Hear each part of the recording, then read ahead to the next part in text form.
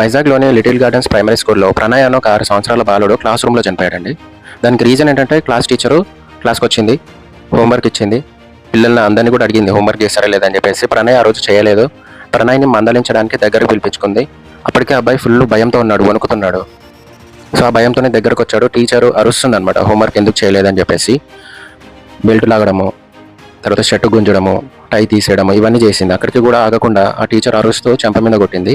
ఇంకా అబ్బాయి కుప్పకూలి చనిపోయాడండి ఆన్ స్పాట్లో. సిపిఆర్ కూడా చేయలేదు అబ్బాయికి.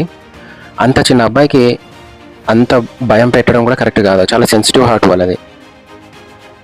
కొంతమంది ఏమో పిడ్స్ వచ్చి చనిపోయింది అంటున్నారు, కొంతమంది ఏమో కార్డియాటిక్ అరెస్ట్ అంటున్నారు. ఏదేమైనా కూడా టీచరు బిహేవియర్ అయితే రాంగ్ అండి. అంటే ఆ సీసీ కెమెరా కూడా నేను చూశాను కదా. మనం న్యాయం మాట్లాడుకుంటే ఆ టీచరు అబ్బాయి చనిపోవాలని వాంటెడ్గా అయితే కొట్టింది అయితే కాదు. ఆ టైంలో అబ్బాయి భయపడి ఆ పిడ్స్ వచ్చి చనిపోయాడు. మేబీ కార్డియాటిక్ అరెస్ట్ కూడా ఉండొచ్చు. సో ఇంటర్నల్గా అది పోలీస్ ఇన్వెస్టిగేషన్ అయితే నడుస్తుంది ఆ టీచర్ మీద అండ్ స్కూల్ మేనేజ్మెంట్ మీద. సో అంత చిన్న అబ్బాయిని ఇలా ట్రీట్ చేయడం కరెక్ట్ కాదండి.